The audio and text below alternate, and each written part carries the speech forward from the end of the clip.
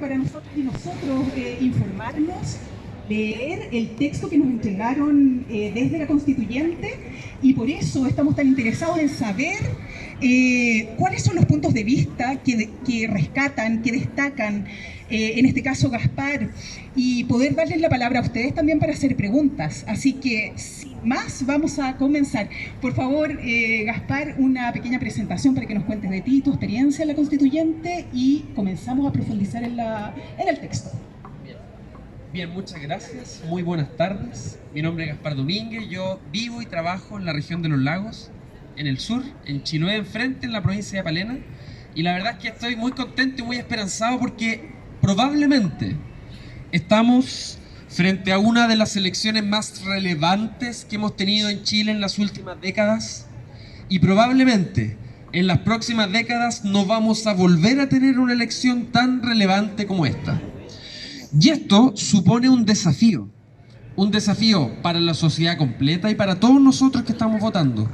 A la vez, resulta un privilegio para nosotros poder ser una generación que tiene por primera vez en la historia de Chile la posibilidad de darse a sí mismo una propuesta de constitución.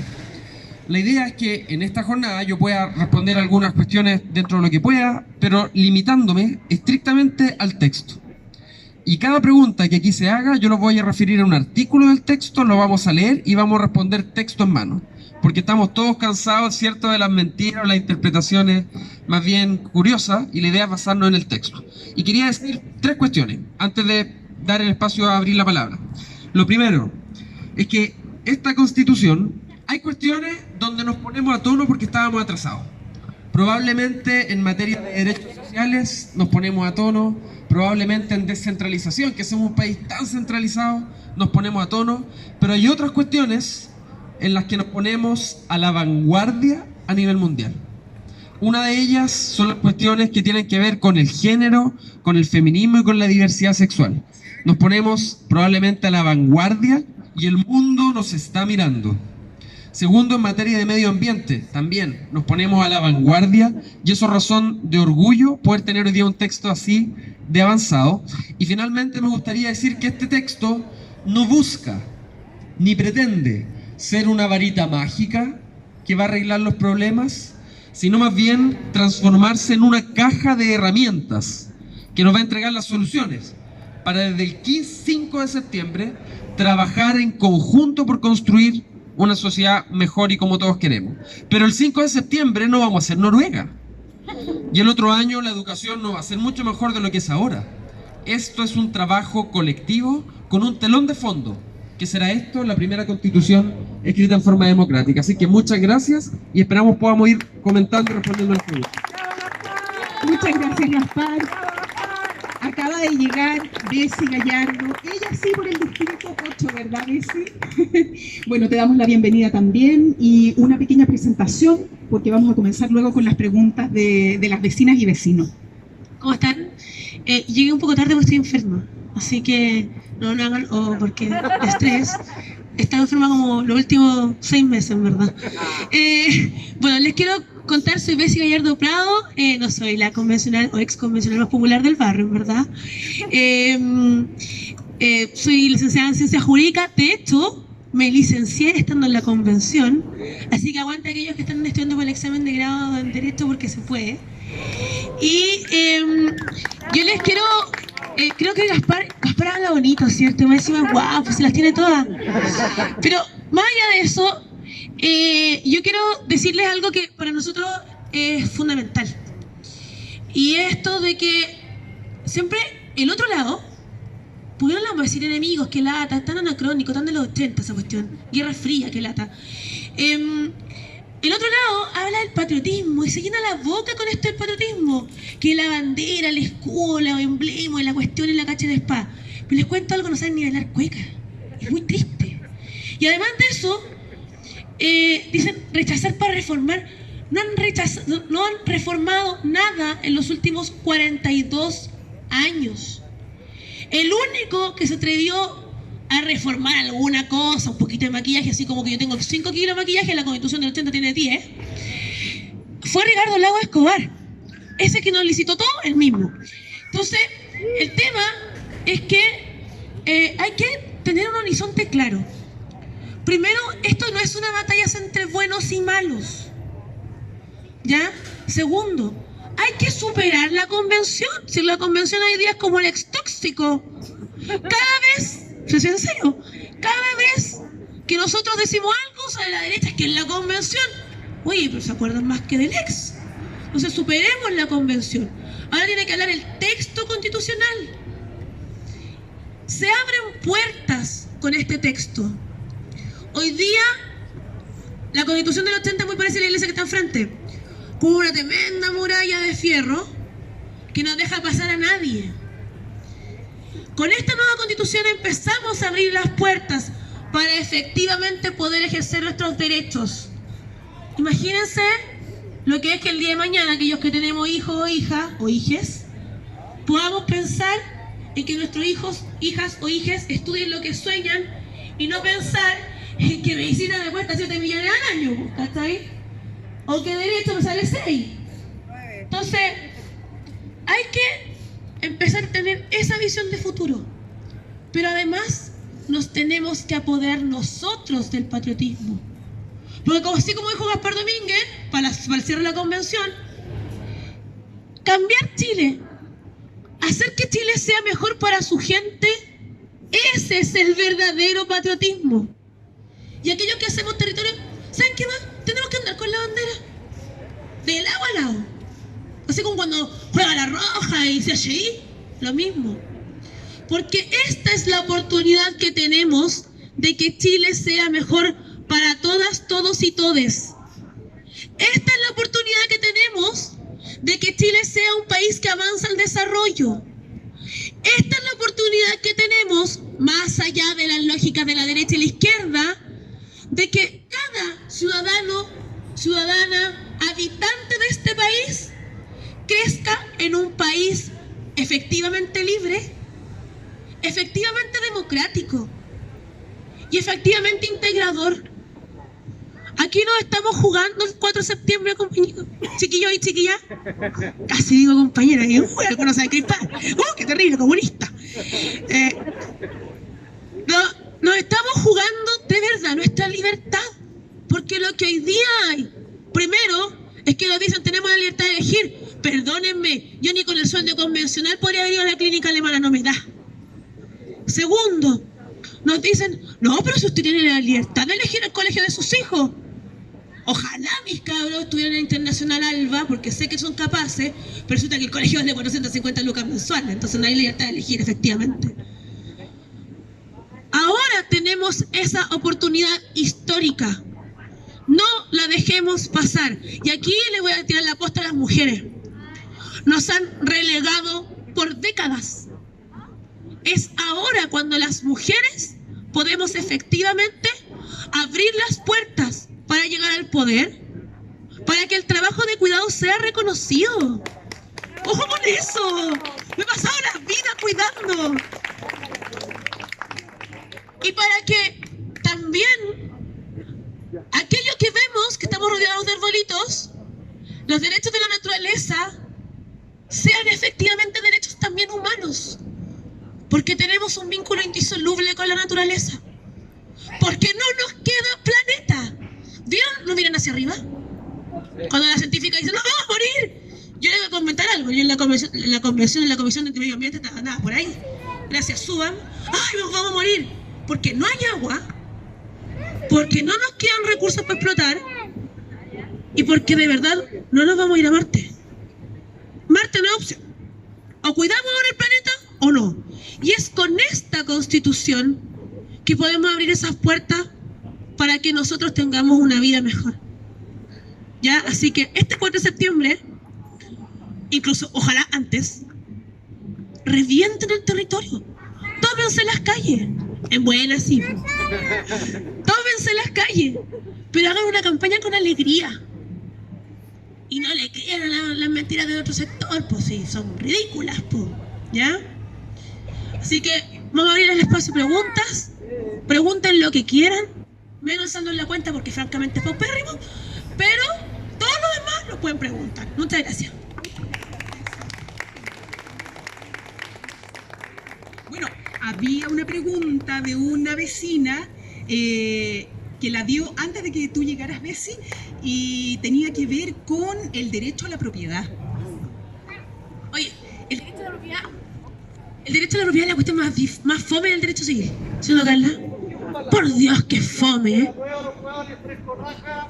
Oye, tengo la raja relá, fresca no sé, pero el así. En fin, la cosa es que no, déjenlo que se exprese. Esta expresión, déjenlo nomás. Mandémosle amor porque le hace falta cariño, le hace falta amorcito, ¿cierto? Ya. El derecho a la propiedad es una cuestión fome, pero la vamos a hacer entretenida. ¿Ya? Amorcito para ti, bendiciones, corazoncito. ¿Ya? Y es que no, de verdad, si la gente que no debe que mandarle amor. ¿Ya?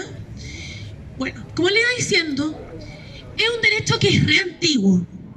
Imagínense esos caballeros con toga y laurel en la cabeza, así Roma. Esos que mataron al César, los mismos. Y en esa época ya hablábamos de propiedad. Las mujeres éramos res nullius, cabras, así que olvídense, éramos cosas muebles, por cierto, al nivel de los perritos. O sea, como éramos propiedad. ¿Y qué significa la propiedad? Después avanzamos un poquito más, nos vamos a ir a un venezolano. ¡Ay, qué feo un venezolano! Escribió el Código Civil chileno, que atroz. Y este caballero venezolano dijo que la propiedad es aquella facultad que tenemos de gozar y disponer de las cosas, siempre y cuando no sea contra la ley, obvio, y contra derecho ajeno. O sea, me encanta la iglesia, yo encuentro preciosa, me encantaría vivir ahí, pero como es de la iglesia católica, yo no me la puedo usurpar. Y el usar se desprende del goce. Entonces yo uso las cosas, el parlante lo uso efectivamente para que se escuche, gozo de las cosas, por lo tanto, puedo arrendar, celebrar actos o contratos sobre el parlante, puedo arrendarlo, darlo como acto, prestarlo, no sé, y puedo disponer de las cosas. O sea, yo podría vender el parlante, si fuera mío, o podría destruirlo. Esa es la propiedad.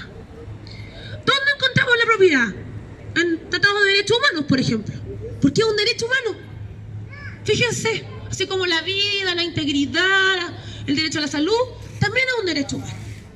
Ahora, ¿qué diantres hicieron estos convencionales tan raros? ¿Saben que no innovamos para nada? Fuimos re fome. No hicimos nada nuevo. Dijimos primero, en el artículo 78, que la propiedad, usted tiene derecho a adquirir toda clase de bienes. Toda clase de bienes, po. Salvo aquellos que la naturaleza ya ha hecho inapropiables, como el agua, por ejemplo, o como los glaciares, o como el marcito, ¿ya? O aquellos que la ley declara inapropiables. ¿Cuáles? Las calles. ¿Qué ley? El Código Civil venezolano de nuevo. El Código Civil establece cuáles son los bienes inapropiables. Y están las calles, porque son bienes nacionales de uso público. Las plazas, los asientitos donde usted, que es joven de los lentes oscuros, está sentado. Entonces, usted con la nueva Constitución puede adquirir toda clase de bienes, hasta ahí estamos regios, ¿cierto? Salvo aquello, ya saben, que la naturaleza declara inapropiables o que la ley declara que no están dentro del comercio humano. Ahora, después dice, por ley fundamentada, no es que me van a quitar algo, no, porque no me lo pueden quitar, lo mismo dice la letra constitucional, no te lo pueden quitar, pero en casos muy excepcionalísimos, ¿qué se puede hacer?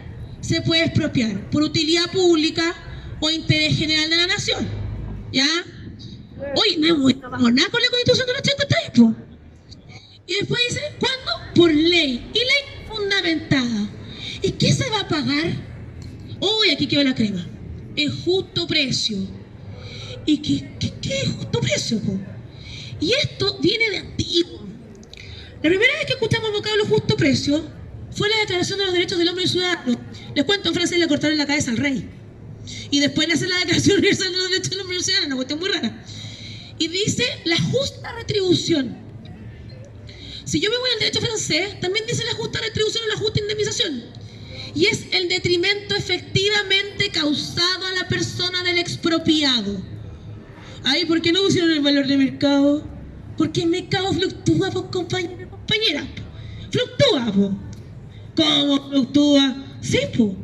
Yo me puedo comprar una casa anciana hoy en día y como pasó en la crisis del subprime de Estados Unidos, después vale 70. ¿Y cuál es el daño efectivamente causado? ¿Por 100 o por 70? Por 100, po. Por lo tanto, el Estado me tiene que pagar 100, que es el daño efectivamente causado. Oye, pero si yo creo que mi predio vale 120, usted va a tener el derecho a ir a un tribunal y decirle al tribunal, ¿sabe qué, señor tribunal? Mi predio no vale 100, aumentó el valor, vale 120. O sea, dotamos a la nueva Constitución de un montón de herramientas para proteger a las personas ante el acto expropiatorio, pero además les dotamos de la facultad de adquirir toda clase de bienes, salvo con 2 excepciones que están ya bien expuestas. ¿Les quedó claro? ¿Sí? Fantástico. Ah, lo otro, no les van a quitar nada, las cuestiones siguen siendo heredables, está todo en el Código Civil, no se enrollen ahí. Muchas gracias, Bessie. ¿Alguna otra pregunta? A ver, aquí hay una pregunta. No importa. ¿Cuál es su pregunta? Hola. Constanza. Quiero saber qué pasa con la ley Ricardo Soto, con las enfermedades que estaban con beneficio con la ley. Ahora con la nueva Constitución, ¿van a perder algún beneficio? Lo pregunto particularmente por una persona que conozco, que su voto es muy decisivo para mí, pero este es el problema que tiene ella, que necesita la máquina para la insulina, porque es insulino dependiente, pero le dijeron desde la ISAPRE que ya no se le iban a dar por la nueva Constitución, si es que llegaba a ganar. Es verdad. Mira, justo tenemos aquí a Gaspar, médico. Aquí tenemos una pregunta del área salud. ¿Habrá otra pregunta acerca del área salud, que es un tema tan importante y tan sensible para todas nosotras? O de cualquier otra, si no hay de salud. Aquí hay una pregunta. Sí, hola. Quería que pudieras explicar, Gaspar, un poco más sobre cómo va a ser en general la articulación que va a haber entre el sistema público y el sistema privado y cómo va a ser su financiamiento, de manera de poder garantizar como estas prestaciones y también cubrir un derecho universal de salud, como en ese concepto y en específico también. Muchas gracias, ahí la vecina Yes. ¿Más preguntas? ¿Alguna otra pregunta? Vecina, vecino. Acá, venga vecina. ¿Cuál es su nombre? Natalia Betancourt. Natalia, muchas gracias. Pero no es del área de salud, es el tema del agua, que nos hablen del tema de las aguas. A ver, ya, a ver, ahí sí.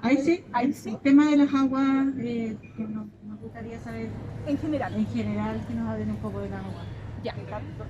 Están dueñas de todos los particulares. Quería saber. Claro. Se refiere a los derechos que han conseguido sus particulares, ¿verdad? Que tienen hoy día las aguas en sus manos. Gaspar, por favor. Sí, muchas gracias. Me referiré brevemente a los 2 puntos, pero señalándole el artículo. Quienes tengan la Constitución, ábranla en la página 18, artículo 44. El artículo 44 es el artículo que habla sobre salud. Y primero quiero que conversemos y probablemente todos aquí estemos de acuerdo en el mismo diagnóstico. ¿Cuál es el problema? Que hoy día el que tiene plata se puede atender y acceder a las prestaciones, y el que no tiene plata tiene que ponerse la cola. Ese es el problema esencialmente hoy día y todos aquí lo conocemos. ¿Y cuál es el problema? Que eso genera que el sistema sea muy poco eficiente, porque finalmente no acceden a las prestaciones las personas que más lo necesitan, sino que las personas que lo pueden pagar. Voy a poner un ejemplo. Imagínense, tenemos una mujer adulta mayor que no tiene recursos y que tiene un dolor de cabeza probablemente originado en un tumor. Imagínense ese caso. Y al mismo tiempo tenemos un cabro de 25 años con ISAPRE, con buena situación económica y que le duele la cabeza porque está con caña. Adivinen, ¿quién se va a hacer el escáner primero? ¿El cabro o la señora?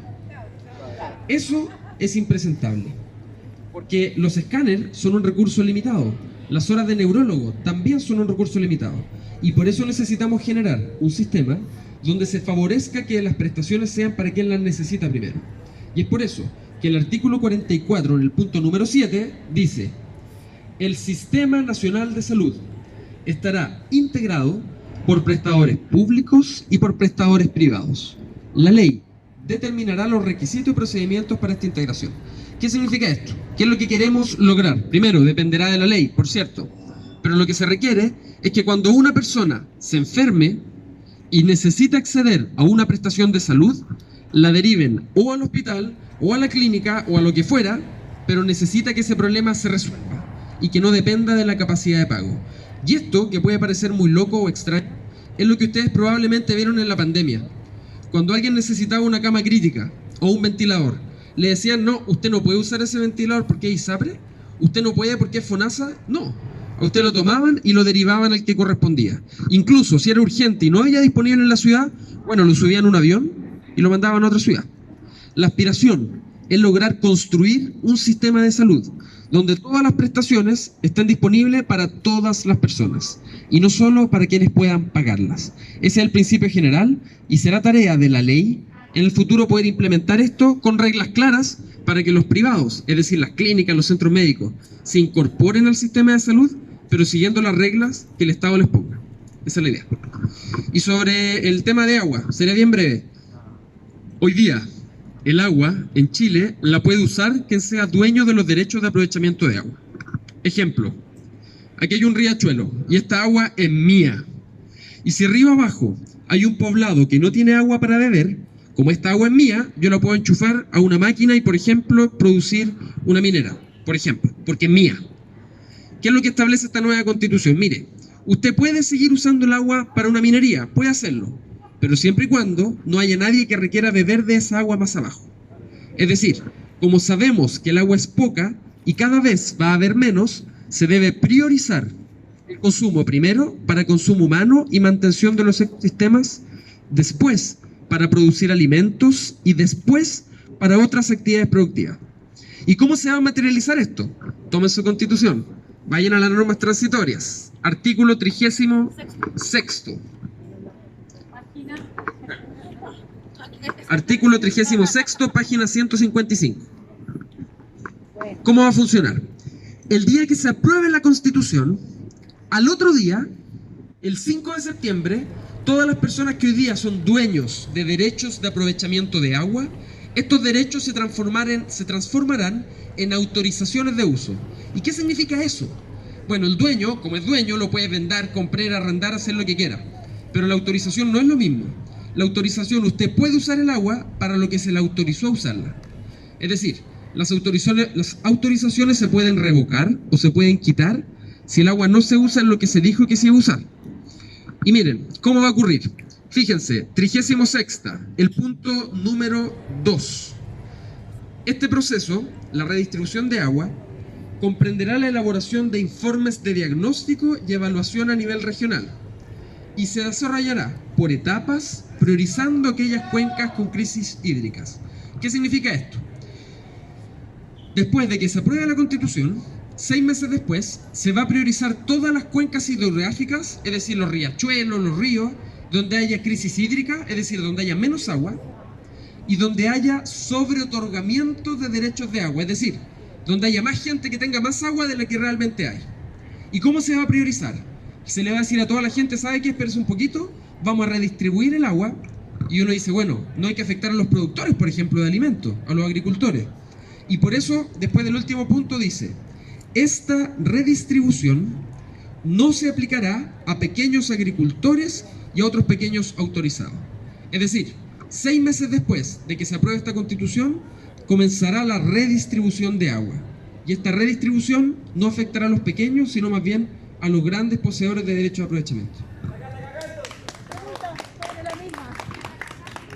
Y esto es cómo funciona en todas partes del mundo. Pero los privados ya deben estar haciendo algo para cambiar eso. Ya empezaron. Están descentralizando el norte. Ya, a ver. El 75% del agua en Chile la usa la gran agroindustria. Esto no es fuente mía, por cierto. Esta es una fuente de la Asociación de Productores de Agua y de las Sanitarias. El 8% se usa en la minería cada vez es menos porque tienen la capacidad de desalinizar. Y el 12% es del resto del uso. O sea, el resto es como para consumo humano. Lo que dice la Constitución es que primero es derecho al agua y al saneamiento. O sea, no es solamente a tomar agua o a usarla para los campos, sino que también es para que usted se lave las manos, pueda efectivamente ir al baño, etc. En el caso de Petorca y Puchuncaví, lo que se hizo el año pasado, el 2021, que es un fallo de la Corte Suprema, se recurre de protección por derecho a la salud, no por derecho humano al agua, porque en Chile no existe hoy día el derecho humano al agua. ¿Y qué alegó el INDH? Dijo, en Petorca y en Puchuncaví, como están viviendo una emergencia sanitaria que es el COVID-19, no sirve que lleguen 50 litros de agua por persona diarios, se necesitan 100. La primera vez, la Corte de Apelaciones dijo no y se rechaza el recurso. Vuelven a recurrir ante la Corte y ahí pueden ganar el recurso. Si se dan cuenta, se tuvieron que dar una vuelta re larga para efectivamente garantizar el agua en Petorca y en Puchuncaví. Yo soy de un distrito en donde, por ejemplo, en Colina hay 2 relevos mineros. El río Colina está a 1/5 de su capacidad, porque hay unos tremendos tubos que sacan el agua para la minería. En Tiltil no hay agua y llega con camiones aljibes, con el costo que eso significa, porque se paga más que lo que pagamos en las ciudades, que es 1 peso por litro de agua. En Lampa tampoco hay agua. De hecho, el río que cruza Lampa está seco. ¿Qué pasó con el río? Lo secaron. ¿Por qué? ¿Por qué lo secan? Pero lo secan las grandes empresas, las mineras. ¿Por qué? Porque es tanta la sobreexplotación de la cuenca, arriba donde está la cordillera y empiezan los deshielos, que cuando llegamos a Colina, o llegamos a Tiltil, o debiera llegar el agua a Lampa, no llega. Cuando nosotros hablamos de que el derecho de administración de las aguas constituye propiedad, significa que yo las acciones de agua las puedo vender 10 veces. Y es lo que pasa, por ejemplo, en Rango, que tenemos un tremendo problema con la Asociación de Canalistas porque se sobrevende el agua. O porque pequeños agricultores, cuando debe llegar el agua a sus campos, pese a tener acciones de agua, ya no queda. Por eso es que después de 6 meses de que se promulgue la nueva Constitución, empieza la redistribución del agua. Ahora, con administraciones de uso. Porque ¿se acuerdan de lo que yo les contaba de la propiedad? El agua sale del comercio humano, ¿ya? Pasa a ser un bien común inapropiable, pero cuando hablamos de bienes comunes inapropiables, se pueden utilizar. O sea, hay derecho de uso. ¿Ya? Yo les expliqué el uso. No pueden decir no entendieron. Ya, eso, para que quede redondito el tema del agua. Perdón, ¿qué pasa con las napas subterráneas? Ya, ¿qué pasa con el agua de las napas subterráneas? Cada vez los pozos son más profundos. Para que las napas se llenen necesitamos agua de lluvia, porque la tierra absorbe el agua, ¿ya? Ahora, también se tienen que redistribuir, porque hablamos de todas las aguas, no solo de las aguas de cuenca. Lo que pasa es que establecimos en la Comisión de Medio Ambiente como unidad mínima la cuenca hidrográfica, ¿ya? Pero eso abarca todas las aguas, o sea, incluidas las napas subterráneas. ¿Podría ser un pozo donde alguien es dueño de esos pozos? No sé, es que 600 hectáreas a la redonda. Ya, cuando yo compro un predio, tengo que inscribir 2 cosas. El derecho de propiedad del predio y el derecho de propiedad del agua. Y eso se hace en la DGA. Ahora, con esta nueva Constitución, si usted tiene un pozo, va a tener que reinscribir. No tengo. ¿Ya? No, lo estoy contando en caso supuesto. No, pero mira. Va a tener que reinscribir. Déjeme terminar. Y como se va a reinscribir, no se le van a quitar la cantidad de acciones que usted tenga, sea por napa subterránea o por río. ¿Ya? Solo cambia la figura jurídica a administración de uso de agua. ¿Ya? Pero usted puede seguir usando el agua. Ahora, si usted me dijera, puta, tengo un campito y con una acción no me alcanza, ¿Podría tener 2 o 1,5? Sí, porque mientras no exista la Agencia Nacional del Agua que se tiene que crear, la DGA va a seguir otorgando derechos, o sea, no derechos, autorizaciones de uso del agua en la medida de la necesidad de las personas. ¿Ya? Eso. Muchísimas gracias, Bessie, Gaspar. Aprovechamos, sí, aquí hay otra pregunta, pero queremos contarles que acá atrás se están imprimiendo banderas o poleras o lo que ustedes quieran. Así que para que aprovechen, pueden acercarse ahí a los amigos que están imprimiendo. Y acá tenemos la pregunta de un vecino. Cuéntenos, vecino. Sí. Kamisaraki Gaspar, Kamisaraki Betsy, Kamisaraki Kuyakanaka, Hilatanaka.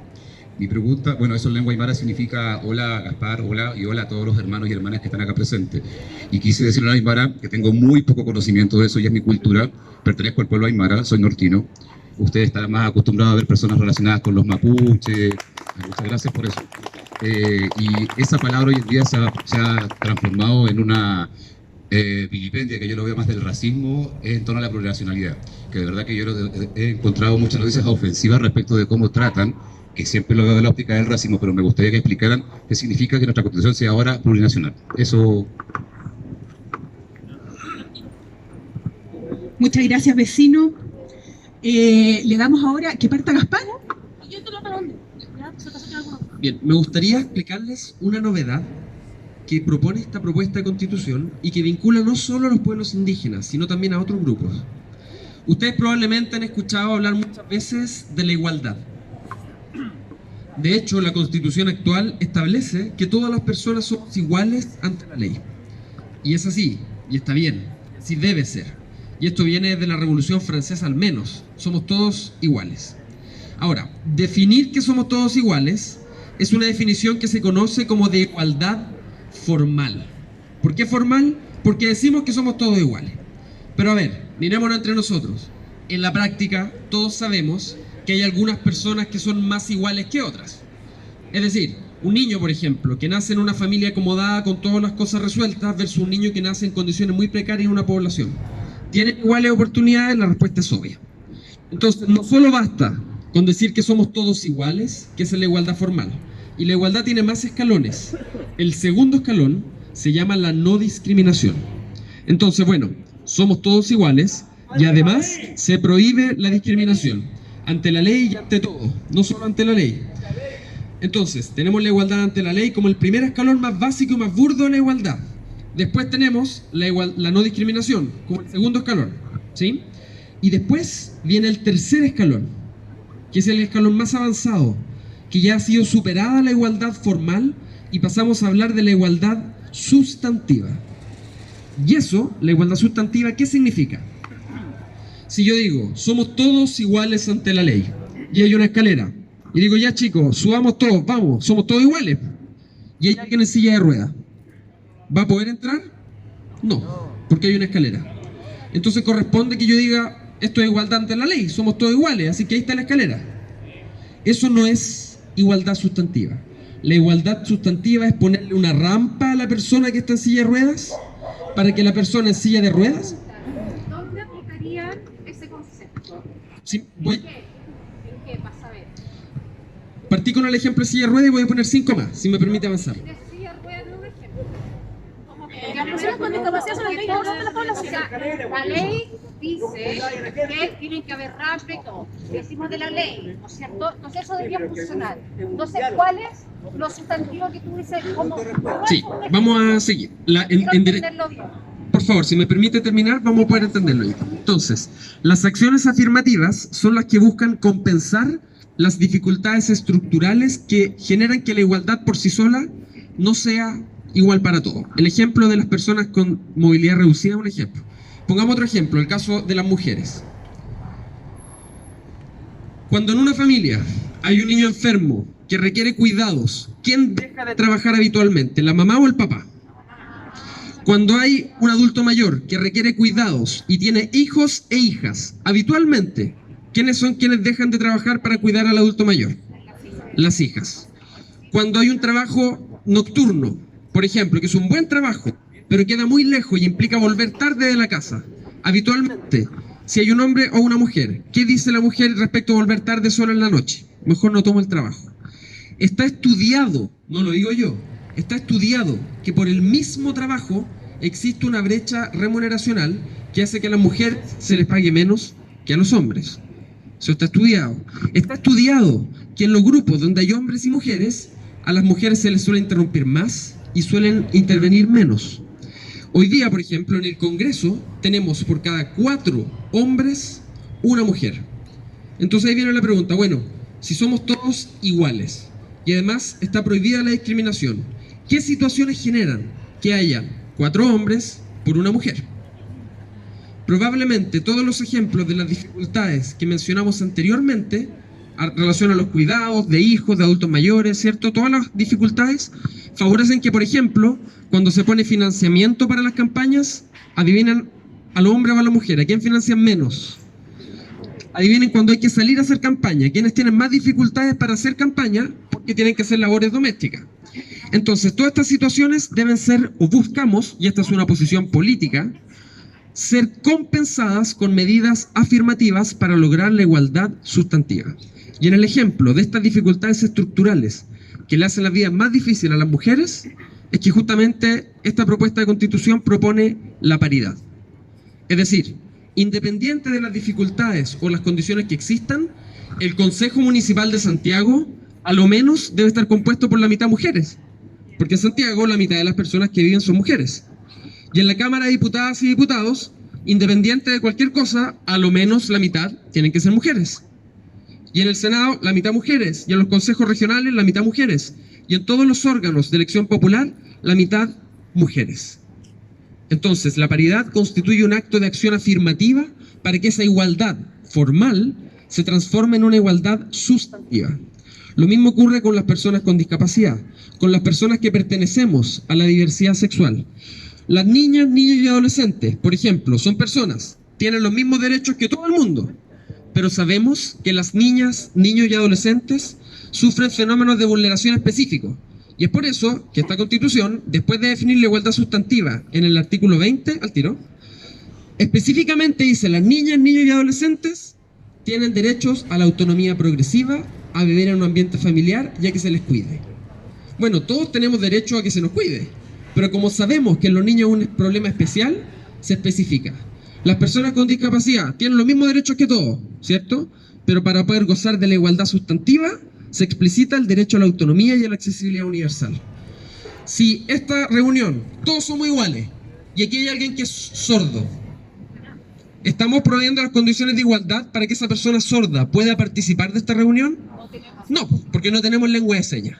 Y esa es la diferencia entre la igualdad formal, que ha sido superada a nivel comparado, y pasamos a la igualdad sustantiva, que incorpora hacer acciones afirmativas para compensar las dificultades estructurales que dejan a algunas personas en posición de desventaja.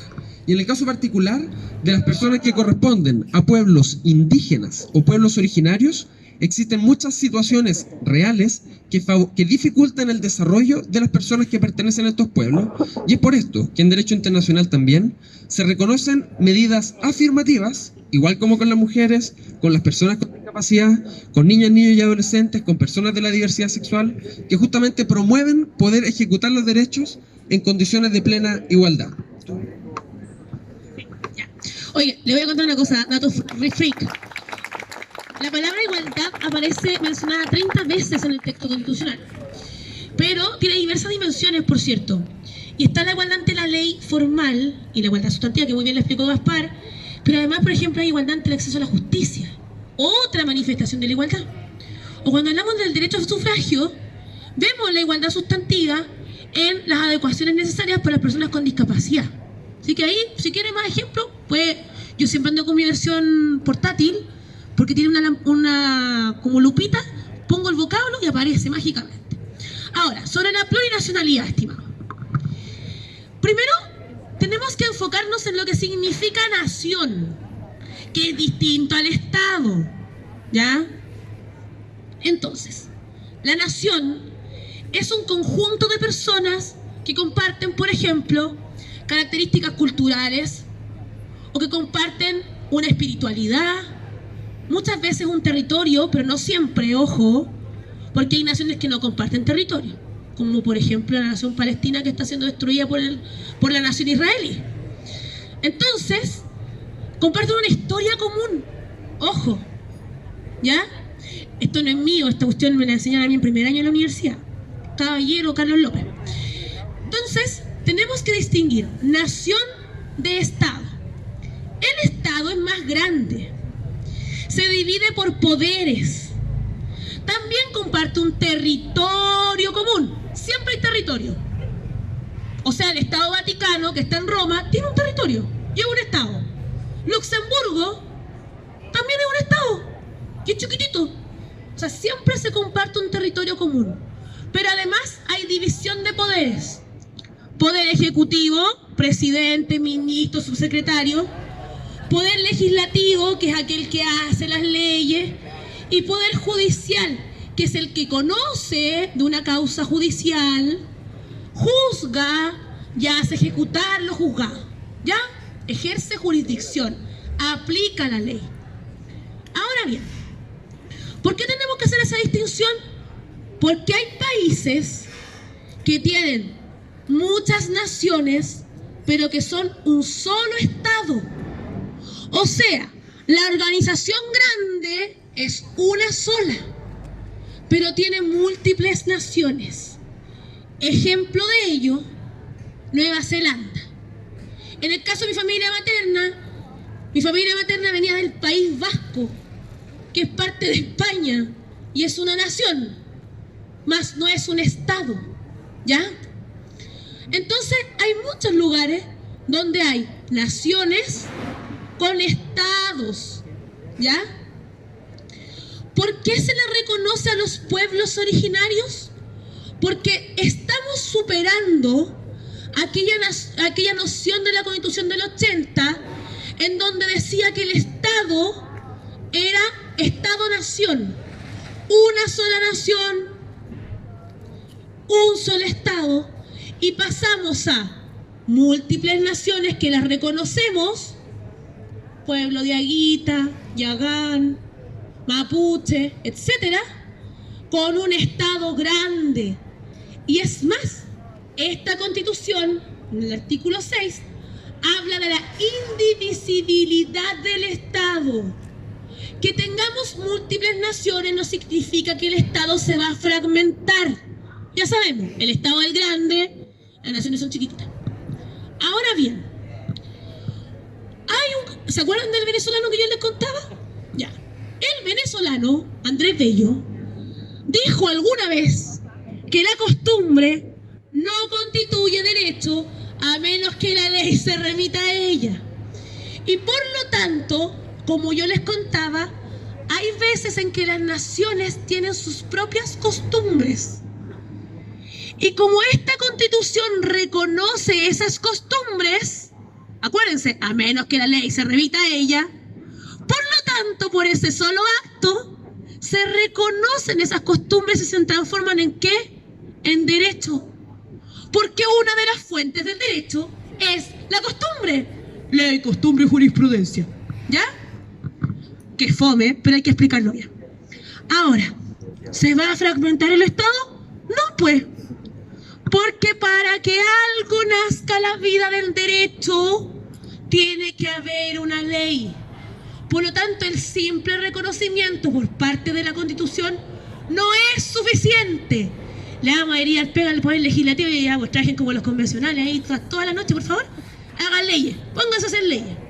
¿Para qué? Para que ese reconocimiento de la costumbre que pasa a ser derecho se haga materia viva y yo lo pueda aplicar, o los colegas abogados lo pueden aplicar. ¿Ya? De eso consta cuando hablamos, por ejemplo, del pluralismo jurídico. Ya saben, el venezolano dijo que la costumbre era derecho siempre y cuando la ley se remitiera a ella. Por lo tanto, como esta Constitución reconoce la costumbre, esta se transforma en derecho. Para que sea aplicable, tiene que ser ley de la República. Si no es ley, no se puede aplicar. Hay un concepto en el derecho penal que es bastante interesante, que dice, nula pena sin el eje. No hay pena si no hay ley. ¿Y qué va a pasar, por ejemplo, en el derecho penal? O sea, si un mapuche mata a alguien, lo van a juzgar bajo la ley mapuche. No. ¿Por qué no? No la pena sin el eje. No hay pena si no hay ley. Y nadie puede ser juzgado si no hay una ley penal previa. Porque para el derecho penal, el delito existe cuando existe en una ley. ¿Y hay leyes? No existen las leyes. Ay, es que van a tener sus propios tribunales. Hasta el día de hoy yo no conozco ningún tribunal indígena, nunca me lo pasaron en procesal. Se van a tener que crear nuevos tribunales. ¿Pero quién va a supervisar esos tribunales? La excelentísima Corte Suprema. Solo la excelentísima Corte Suprema. ¿Ya? Esa va a ser la cabeza de todo el sistema jurídico procesal. Quien conoce, juzga y hace ejecutar los juzgados. ¿Ya? O sea, hasta aquí yo no veo que se desmembre nada. ¿Quién dicta las leyes? ¿Ah? ¿Quién dicta las leyes? Las leyes las hace el Poder Legislativo. ¿Quién es el poder legislativo? En la nueva Constitución van a haber dos cámaras. La Cámara de Diputados y Diputadas que representa al pueblo, lo dice. Y la Cámara de las Regiones que representa a las regiones y hace las leyes de tipo regional. Porque nosotros pensamos que los problemas de Santiago no son los problemas de Punta Arenas, po. Y por lo tanto van a haber leyes de acuerdo regional. ¿Cuántas personas van a conformar la Cámara de las Regiones? Bueno, habrán por lo menos 3 escaños por región. ¿Y cuánta gente va a ser de la Cámara de Diputados? La misma de hoy día. Al menos 155 miembros de la Cámara de Diputados y Diputadas. La Cámara de Diputados y Diputadas va a ser leyes nacionales. La Cámara de Regiones, leyes de tipo regional. ¿Ya? Por lo tanto, esto es lo que llamamos nosotros bicameralismo asimétrico. ¡Ay, qué terror! Se eliminó el Senado. Voy a contar una cosa. Como la gente solo leyó la Constitución del 80 y se perdió una parte muy importante que son las actas, porque en derecho, para saber qué pensaba el legislador, yo tengo que leer las actas. Cuando se piensa en el Senado, se piensa en una cámara elitista, ¿ya? Se piensa en una cámara que hace la misma labor de la Cámara de Diputados, po. O sea, vuelve a revisar la ley, le hace nuevas reformas, etc. Y lo que hace es frenar. Pero además, lo que tiene la Constitución del 80 es que los quórum de reforma constitucional son muy altos. Y eso es un candado de fierro. Pero además de eso, tenemos un problema base. Que en la Constitución del 80 no hay mecanismos de democracia directa. Por lo tanto, con esta nueva Constitución van a tener iniciativas populares de norma jurídica. ¿Saben qué? Yo creo que hay que legislar en esta materia. Juntemos un porcentaje del padrón electoral. Vamos. ¿Saben qué? Yo creo que hay que derogar una ley porque es mala. Mala como la pizza helada.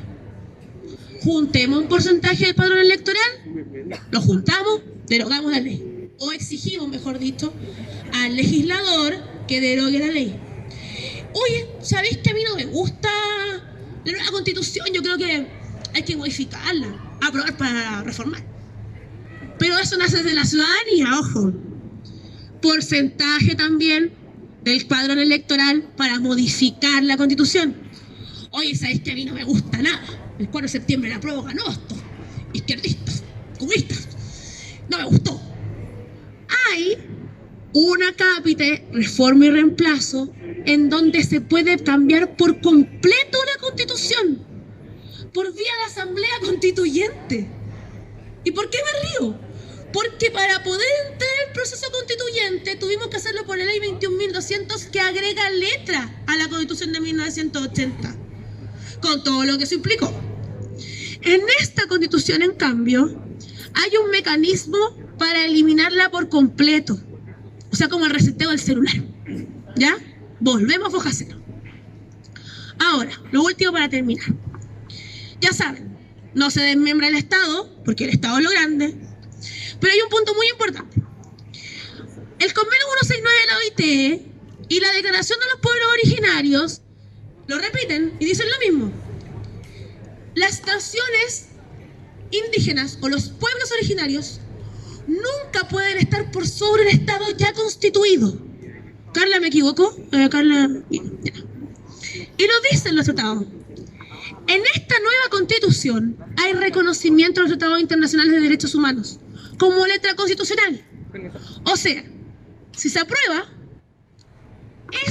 esos dos artículos del 169 de la OIT, que es un tratado internacional de derechos humanos, y la Declaración de los Pueblos Originarios, que también es un tratado de derechos humanos, pasan a ser letra constitucional. Entonces aseguramos la estabilidad igual del Estado. Porque aunque no estuviera acá, está en un tratado internacional, porque ya es letra constitucional. ¿Vamos? ¿Estamos claros? ¿Más preguntas? ¿No?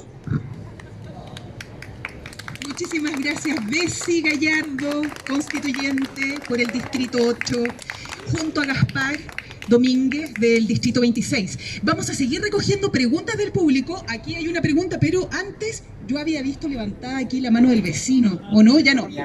Usted quería preguntar. Le permitimos primero al vecino que... Ya, muchas gracias, vecino. Oye, feliz de esta instancia. Yo valoro la valentía que tienen ustedes. Lo he escuchado a este señor Domínguez, ha sido muy explícito y claro. Valoro el esfuerzo, bonito, mucha gestión, pero tengo mis aprensiones por la política, básicamente porque soy un viejo ya que he creído de todo y nunca ha resultado nada. Soy un escéptico, pero un escéptico ilustrado que tengo conocimiento. De formación ingeniero comercial de la Universidad de Concepción, donde nació el MIR del año 70. Estudié en la Universidad de Concepción y nací en Concepción. No olvidemos que los políticos hoy día y siempre han estado ávidos de poder. El poder seduce a muchos y muchos quieren permanecer en el poder. Entonces hoy día yo veo que nuevamente nace el sistema político del cual nosotros todos quedamos aberrados, yo sobre todo, después de 30 años que miraron para el lado. Todos fueron capturados por los grupos económicos, los grupos de poder, y eso a ustedes les consta.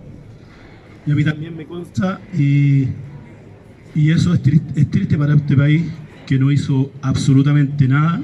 Todos fueron capturados. Los grupos económicos, si ustedes se empiezan a dar cuenta, Metrogas, ¿cierto? El grupo Angelini y otros connotados. Espera, es que voy para allá. Lo que me hace ruido hoy día es por qué hay una presión fuerte de la política para nuevamente adueñarse de esta constitución y transformarla y bajar los escaños, ¿cierto? Y bajar el quórum. Y yo la verdad que encuentro un absurdo, porque estamos llamados a hacer, aprobar o rechazar, y quedamos todos tranquilos porque se van a juntar los mismos de siempre, la élite, ¿cierto? Los políticos de siempre, y van a dejar que este país no suceda y no se mueva la aguja y que demos una nueva, buenas intenciones, porque la Constitución es una flecha de buena intención hacia el futuro, ya sea hacia el devenir de la nación. Y eso a mí me tiene preocupado, y me gustaría que el señor Domínguez me lo explicara, porque hoy día existe los grupos económicos, los intelectuales que están en los medios de comunicación y que los invitan, ¿cierto? Y los medios que están controlando este país en términos de comunicación. Y eso a mí me duele, porque esta es una muy buena propuesta, creo yo. Eso es. Muchas gracias, vecino. Gaspar, ahí la interpelación fue para ti. ¿Qué puedes contarnos al respecto? Sí, muchas gracias al vecino. Yo comparto gran parte de las aprehensiones que él tiene. Y quiero poner algo de realidad también a esto. Si gana el rechazo, ¿nos vamos a ir en un abismo profundo de...? No, no es tan terrible. Si gana el apruebo, ¿va a transformarse el Chile en el país del Edén? No, tampoco. Digamos las cosas como son. Y probablemente, quienes creemos que la mejor opción es el apruebo, no porque esto se apruebe ya nos vamos para la casa y resulta que vamos a tener un sistema perfecto, no, por ningún motivo. Y quien les diga que por aprobar esta constitución van a mejorar las pensiones y los hospitales no van a tener lista de espera, se lo están engrupiendo. No es así. No es así. Y por eso lo que dice el vecino es tan cierto. Porque esta Constitución, como dije recién, no busca ser una varita mágica que arregle los problemas. Es una caja de herramientas. Y las cajas de herramientas se pueden usar mal o se pueden usar bien. Y quiero hacer una reflexión más profunda. Yo tengo menos de 40 años. Yo nací prácticamente en democracia. Y a finales de octubre del año 2019, yo descubrí, con mucho pesar, que la democracia no está dada. Que la democracia es frágil. Y creo que represento a los que tenemos menos de 40, que pareciera que muchas veces creyéramos que la democracia es una cuestión por defecto. Y cuando yo vi al presidente de la República decir estamos en guerra, y después al jefe del estado de excepción decir yo no estoy en guerra con nadie, es decir, a un militar desautorizando al presidente en televisión abierta, con todas las ciudades de Chile en llamas, con enfrentamientos entre militares, civiles, yo descubrí que la democracia cuesta, y que la democracia además no es lo más fácil. De hecho, yo diría que es lo más difícil. Y tuvimos la capacidad como país de, a través de un proceso político, democrático, enfrentar una profunda crisis social. Y hoy día estamos aquí con un texto que no es perfecto. Y a mí no me gustan todos los artículos de ese texto. La única opción que a mí me gusten todos los artículos es que yo lo hubiera escrito solo. Pero justamente el fenómeno de la democracia implica hablar con otros que piensan distinto a uno y ponerse de acuerdo. Y por eso es importante que la evaluación del texto de cara a la elección la hagamos considerando el texto en conjunto. Y yo estoy seguro que el texto en conjunto entrega mucho mejor piso para continuar. Salud, vivienda, educación, derechos sociales, descentralización, medio ambiente, género, o sea, es una larga lista de razones. ¿Y por qué digo esto? Porque el régimen político, que es lo que nos pregunta él, ¿se va a resolver así porque sí? No. Pero esta misma cancha, donde hay diputadas y diputados, senadores, ¿qué cambios le vamos a hacer? Bueno, primero, la mitad van a ser mujeres. A lo menos. Segundo, tiene que haber representación de pueblos indígenas. Tercero, pueden haber iniciativas populares de ley. Es decir, nosotros podemos escribir un proyecto de ley, juntamos firmas y lo presentamos. Si el Parlamento promulga una ley y a nosotros no nos gusta, podemos juntar firmas, llamar a un plebiscito y derogar la ley. Si nosotros queremos modificar algún elemento de la Constitución, podemos juntar firmas, llamar a un plebiscito y promover o votar una propuesta de reforma constitucional. ¿Significa esto que las leyes que vayamos a hacer son buenas? No, pues. Pero aparece la posibilidad de complejizar el escenario, asegurar la participación de grupos excluidos, entregar más poder a las personas. Y en ese escenario estoy seguro que la posibilidad de construir un camino hacia un lugar mejor es cierta, pero no está asegurada. Y por eso es fundamental que el libro más vendido este año en Chile sea la propuesta de Constitución, que el libro más descargado de la página de la biblioteca sea el libro de la Constitución. Eso nos tiene que hacer sentir profundamente orgullosos como país. Y finalmente, en el caso de que la propuesta se rechace, volveremos a foja cero. Nadie sabe bien si otra convención o la Constitución la van a escribir la Cámara de Diputados, no sabemos. Pero si esta Constitución se aprueba, hay un plazo que está conocido y yo se los quiero contar. ¿Qué es lo primero que va a pasar? Lo primero, el presidente de la República debe llamar a un Congreso pleno, donde van a llegar todos los senadores, diputadas y diputados, harán un acto solemne y jurarán respetar esta Constitución. Todos, los que aprobaron el apruebo y los que aprobaron el rechazo. Porque el pueblo soberano decidió aprobar y tendrán que jurar respetarla. Eso pasará primero, 10 días. Después se considerará derogada la Constitución vigente y se considerará que entra en vigencia en esta. Eso en un periodo de 10 días. Pasará lo que les conté recién del agua, así que ahora les voy a contar otras cosas. En 3 meses se va a conformar lo que se llama el Consejo de Gobernadores. El Consejo de Gobernadores será presidido por el presidente de la República y todas las y los gobernadores de las regiones. Y ellos dirán y empezarán a ver cómo implementar el proceso de descentralización. En un periodo de 1 año deberá promulgarse la ley electoral y dirá cómo va a funcionar lo de la paridad de los escaños para los próximos órganos. En un plazo de 12 meses deberá ingresar el proyecto de ley de Sistema Nacional de Cuidado para apoyar a las personas que ejercen labores de cuidado. En un plazo de 18 meses ingresará el proyecto de Sistema Nacional de Salud, que justamente definirá cómo se va a ordenar la salud, y en 2 años ingresará el proyecto de discusión de vivienda y del Sistema Nacional de Suelos. Cada uno de estos proyectos tiene 2 años para ser discutido. ¿Van a quedar esos proyectos buenos? No necesariamente. Por eso decimos que esta Constitución es una caja de herramientas, es un punto de partida. Y yo espero que aquí a todos nos indigne que un adulto mayor tenga que elegir entre comprar medicamentos o pagar el arriendo. Yo espero que aquí nos indigne que una mujer no pueda trabajar o no tenga pensiones porque ha pasado toda su vida cuidando a un niño enfermo. Yo espero que nos indigne que para poder acceder a salud depende cuánta plata tenga en la billetera. Y eso no se va a cambiar con una Constitución, porque una Constitución no es mágica, ni aunque fuera la mejor del mundo. Esta Constitución no busca ser la mejor, pero sí nos entrega las herramientas para en conjunto trabajar y construir los elementos que nos permitan mejorar todas estas situaciones que nos deben indignar. Comparto las preocupaciones que tiene nuestro vecino, pero yo lo llamo a confiar, a creer, porque llevamos 40 años haciendo distintas cosas con gobiernos de izquierda y con gobiernos de derecha que han chocado una y otra vez con la misma Constitución, y ahora nos estamos dando la oportunidad de avanzar con una Constitución distinta.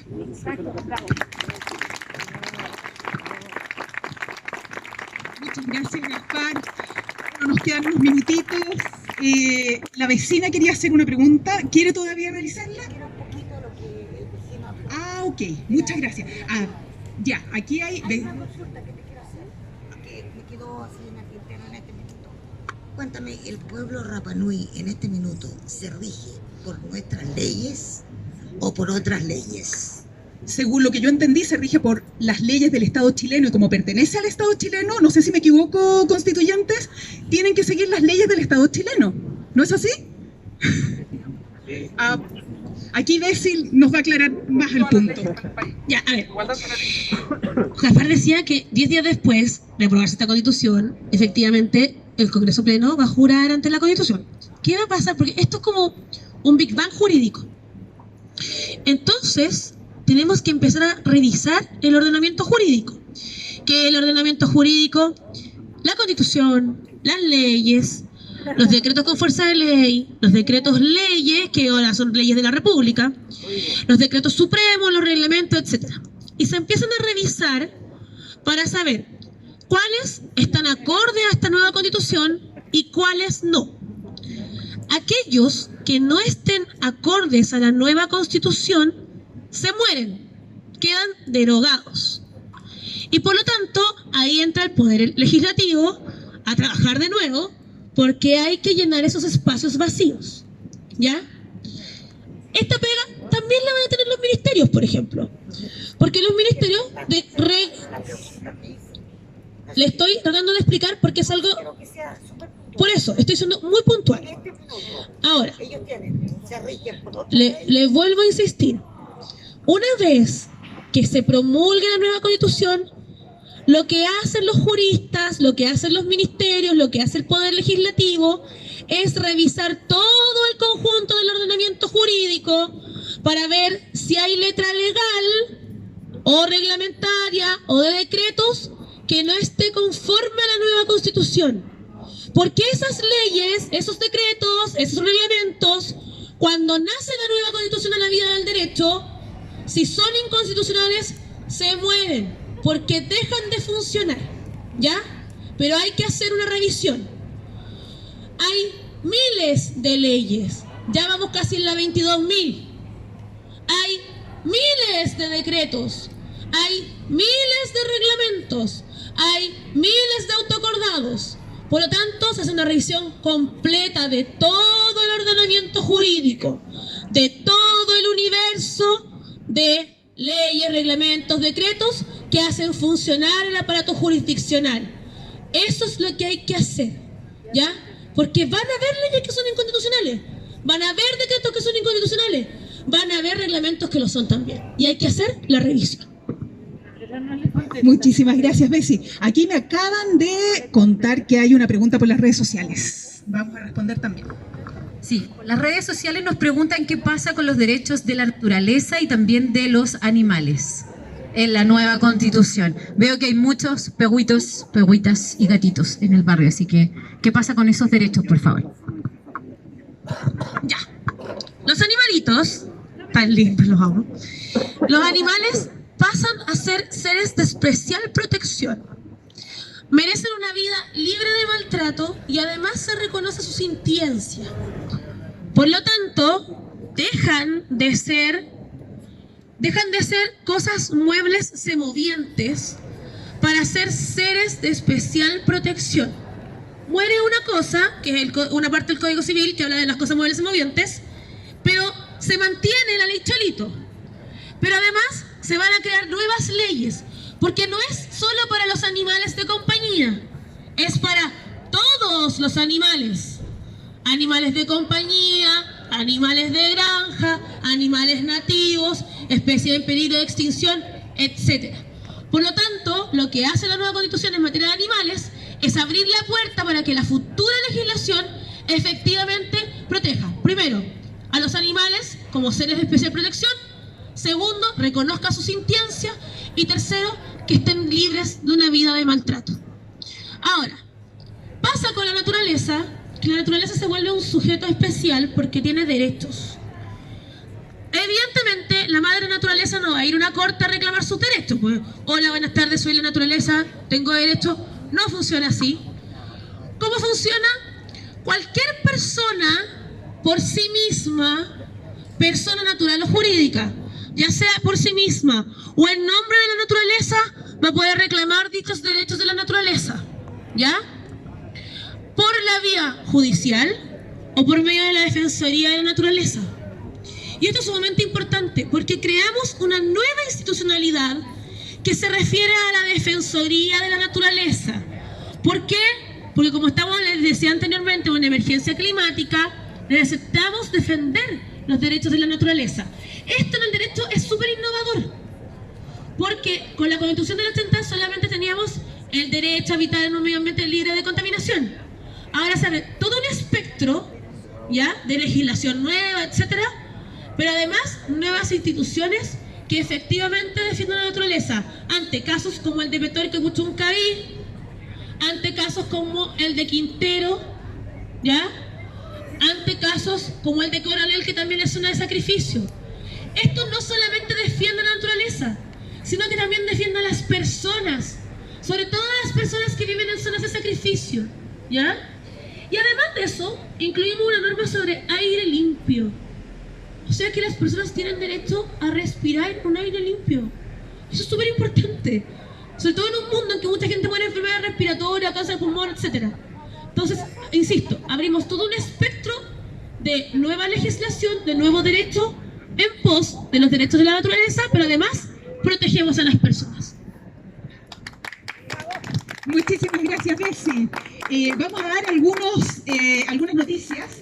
Se nos acabaron las constituciones, pero les damos el dato de que en calle Villavicencio 337A van a estar entregando constituciones de lunes a viernes como hasta las 5 de la tarde, ¿no?